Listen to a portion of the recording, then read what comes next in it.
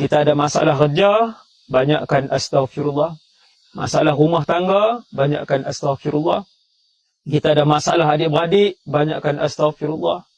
Kita ada masalah perniagaan, banyakkan astaghfirullah.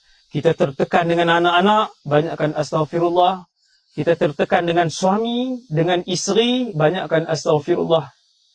Maka astaghfirullah ini membuka pintu rezeki, mengampunkan dosa yang telah lalu, menurunkan hujan, menyuburkan tanaman, meredakan hati yang kemurungan, dan astaghfirullah menenangkan kehidupan orang itu. Beramallah dengan raja zikir ini tuan-tuan, insya-Allah.